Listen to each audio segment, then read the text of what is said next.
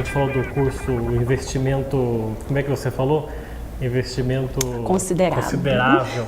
A gente tem como a gente ter uma ideia de quanto custa mais ou menos um curso olha, bom, em média, um bom curso de coaching? Em média de 13, 14 mil a 20 mil reais. A média é o que eu conheço, tá? Tem cursos mais em conta, mas a média, é um carro. A gente um investimento considerável. É um investimento considerado. E vale a pena, tá? Você acaba com o tempo, né? Com a sua carteira de clientes que você forma, acaba você tendo, sim, o retorno desse investimento. Mas no meu caso, não foi só por isso. Eu fiz por mim também, né? Porque eu queria, sim, desenvolver e contribuir no desenvolvimento dos líderes que eu atendia na academia de líderes ou com foco na educação corporativa. Hoje eu utilizo com os meus coaches, né, com a formação junto aos meus coaches e nos meus treinamentos, porque dependendo da ferramenta você pode levar para um treinamento comportamental. Você não está fazendo um processo de coaching, mas a ferramenta você pode utilizar. Você acaba se autoconhecendo também, né? Sim, muito, muito. Eu acho que é uma maneira de você enxergar pontos, sim, a desenvolver e pontos fortes e outras habilidades. Existem diversas outras metodologias, né?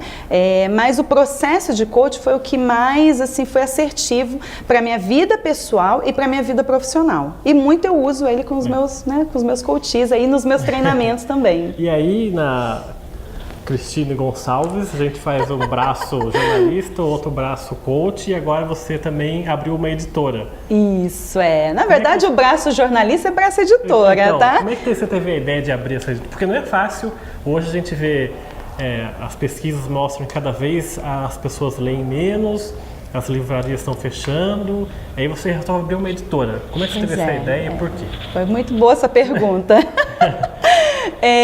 Assim, Rodrigo, eu escuto, né, essa questão, as pessoas não leem desde sempre. Se a gente for pegar desde a época da faculdade, 15 anos, vou voltar ao tempo, né?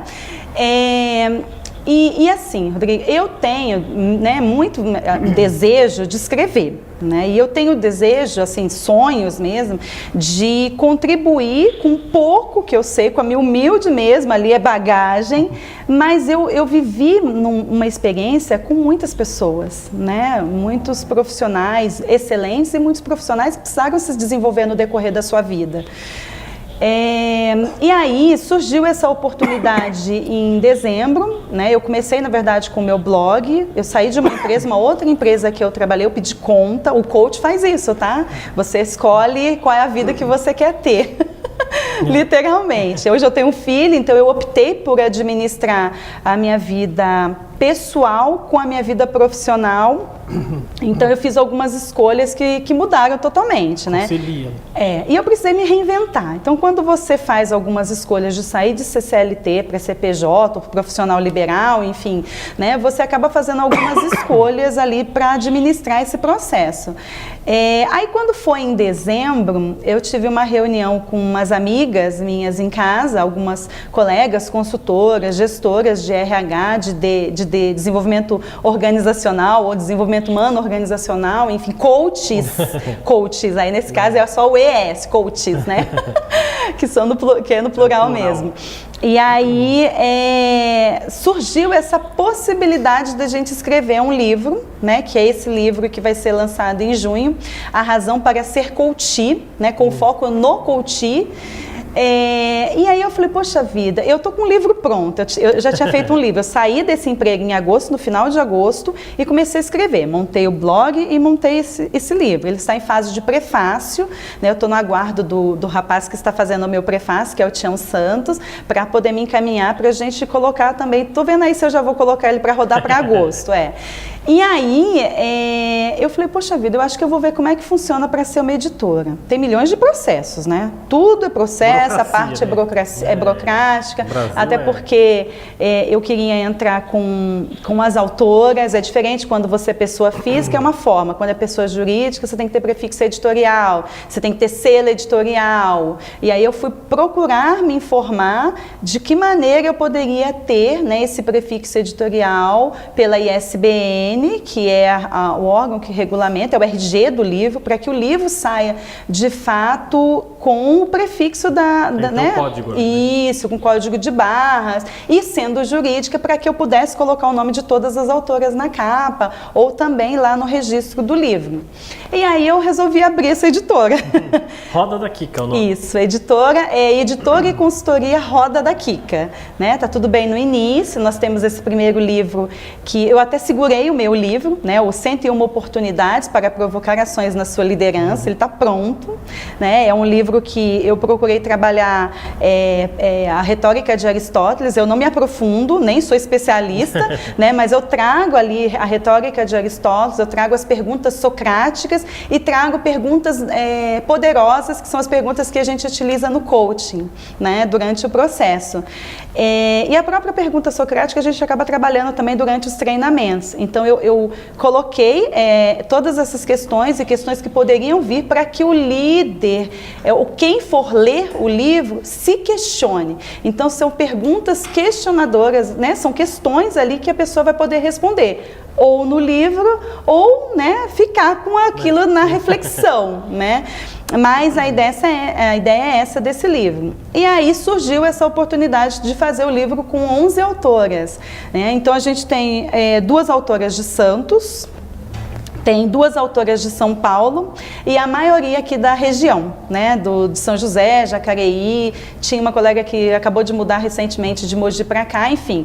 Então a gente fez esse livro, né, que a gente está finalizando, eu estou no processo de edição do conteúdo, aí entra o jornalismo. E aí entra a diagramação, entra toda essa parte de capa que eu tenho já experiência, embora eu tenha ficado praticamente, entre aspas, aí fora durante esses 7 anos que eu fiquei trabalhando nessa empresa, depois mais uns 6 meses numa outra empresa, eu usei muito do jornalismo, muito da comunicação nessa empresa. Então eu fiz muita cartilha, né, das capacitações, eu fiz vídeos, eu cheguei a fazer vídeos com os diretores, com o presidente, com o vice-presidente, para algum material ali de apoio das capacitações ou da área de desenvolvimento organizacional. Então eu acabei utilizando bastante. A gente fez 2 eventos grandes para 270, 260 pessoas e um outro para quase 450 pessoas, onde a gente acaba utilizando também a parte de endomarketing, né, comunicação interna. Então eu não fiquei longe totalmente do jornalismo, eu acabava usando para dentro da comunicação empresarial. Até uma revista eu fiz, até esqueci da revista, até uma revista, foi de uma edição, porque era uma revista para reconhecer líderes que tinham se destacado no ano.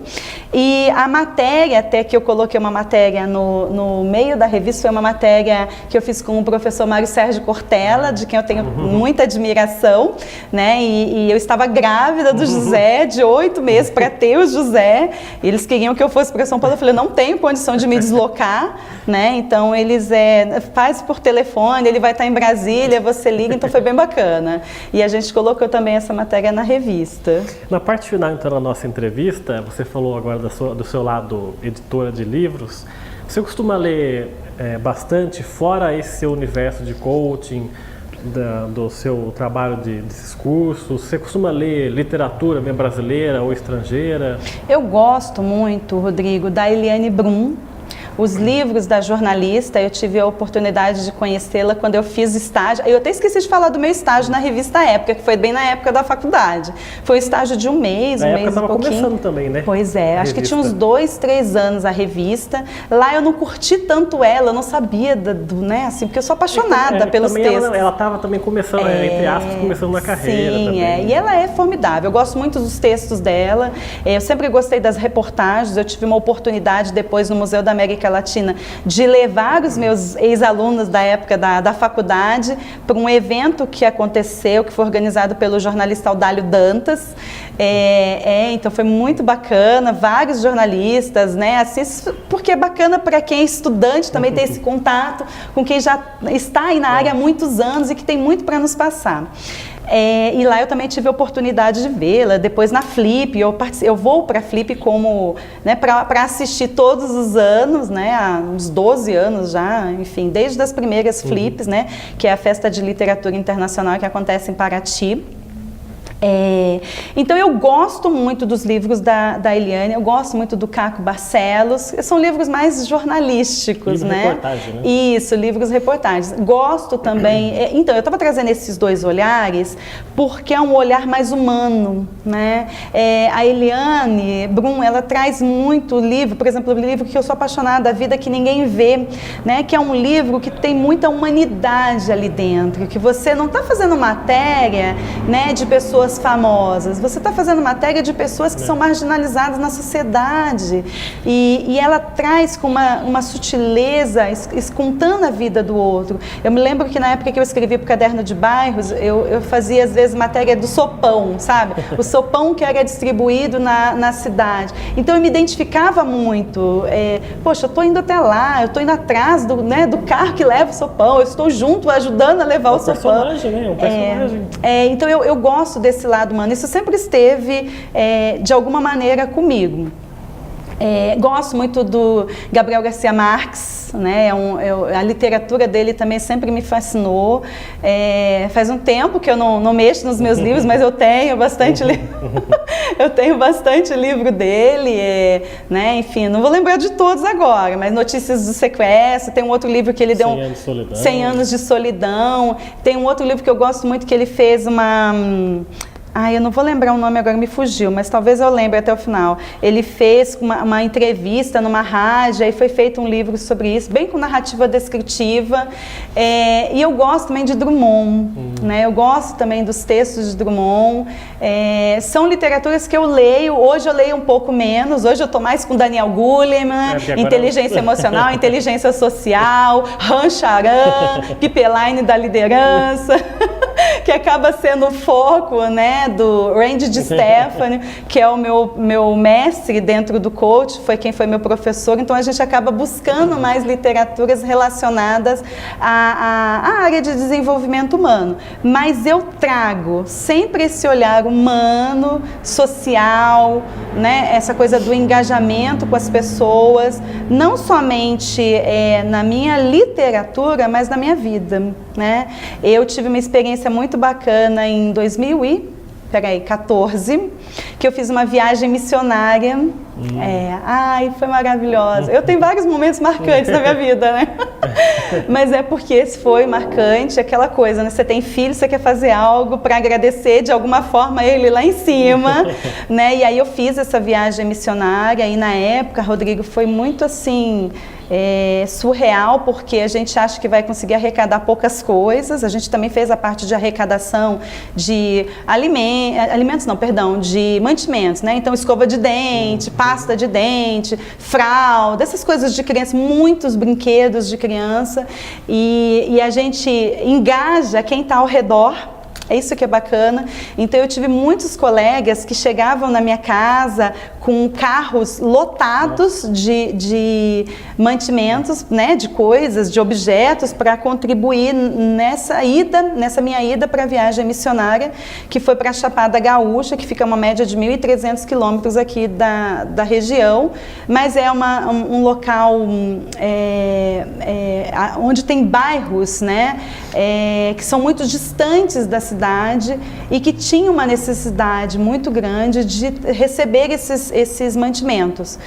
Eu fiquei uma semana, eu aprendi a fazer pintura, né? Eu fui para dar palestras também, eu fui para dar palestras sobre doenças sexualmente transmissíveis, algumas coisas relacionadas da mulher, né, que a gente acaba trabalhando com, aí entra a comunicação, o público da zona urbana é de uma forma que você fala, para o público da zona rural é outra. Então como é que você fala de câncer de mama, né, sem que a pessoa tenha que se tocar na zona rural. Então eu levei bonecas para que a gente pudesse mostrar nas bonecas, a gente acaba adaptando ali de acordo com o público também a forma como você vai levar a informação. Então foi uma experiência muito bacana também aí que me agregou tanto quanto o coach, esse lado humano, né? De uma certa forma, né, como se fosse um fechamento de círculo, essa sua trajetória agora com a editora de livros. Porque no comecinho da entrevista você falou que seu pai comprava livros que vendiam na sua porta. E hoje você, de uma certa forma, com a sua editora, vai produzir esses livros. É um sonho muito real. Eu não imaginava né, assim, tão recente. Era algo que eu queria, sim, para o futuro. Mas as coisas começaram a acontecer, a frequência energética, né? Quando você quer de alguma coisa, de alguma forma você atrai, né? E quando veio essa oportunidade, eu falei, poxa, eu acabei de escrever mais um livro. Aí está surgindo um livro com as colegas. E já tenho mais 3, Rodrigo, no percurso. Aí eu fui numa reunião que eu participo com mulheres, que uma outra colega sinalizou, poxa, você não pode fazer algo nessa linha? Eu falei, tem alguma coisa errada. Eu que estou errada. Como é que eu não enxerguei isso antes? Né? Como é que eu não... Porque a minha editora é para realizar o meu sonho, mas também para realizar o sonho de outras pessoas. Porque a partir daí as pessoas vão começar a procurar você para... Pois é, porque tem gente que também, Rodrigo, não tem... ela quer escrever um livro, mas ela às vezes não tem fôlego e financeiro, né? Fôlego de escrever 100 páginas, 150 páginas, e o financeiro que um livro é caro. Mas as pessoas leem. Aí é que tá, tem público para ler. Você estava trazendo também um outro momento, as pessoas não leem tanto, leem, né? Após que lê internet, após que lê Face, tá lá, antenado sobre todas as notícias. Mas quando você faz um conteúdo que tem interesse para determinados públicos, as pessoas vão ler. Né? E eu sou muito mais, outro dia eu ouvi um comentário de um colega, mas o e-book está aí, o livro vai acabar. Eu falei, eu estou esperando acabar faz uns 20 anos. Né? Então, se a gente bater um olho ao redor, a quantidade de livrarias gigantescas, potências que existem, por ali a gente pode ter um termômetro que se vai acabar, pode ser que seja daqui uns 20, 30 anos, sei lá. Para hoje, não. E o e-book, no meu olhar, não pegou para algumas gerações. Né? Então, quando a gente fala da geração Baby Boomer, geração X, não pegou ainda. Né? Eu mesma sou uma pessoa que gosta de papel, gosto de riscar o papel. Agora, uma geração Y, Z, enfim, essas gerações mais novas, né, é natural de se pegar um tablet, se pegar um celular para poder... Já nasceram com isso. Já. Pois é, já, né? O José, meu filho de 4 anos, se eu não fico ali no pé, ele, se deixar, ele acessa tudo no celular. Tá certo, Cristina. Quero agradecer muito a sua presença aqui. Obrigada. Parabéns por esse trabalho, que a sua editora renda muitos frutos e muito sucesso para você. Ai, obrigada. Obrigada de verdade aí por esse convite, por essa oportunidade de repartir um pouquinho, né? Eu costumo dizer que eu não ensino, eu aprendo mais com a vida do outro do que ensinar, do que contribuir no desenvolvimento da outra pessoa. Obrigada.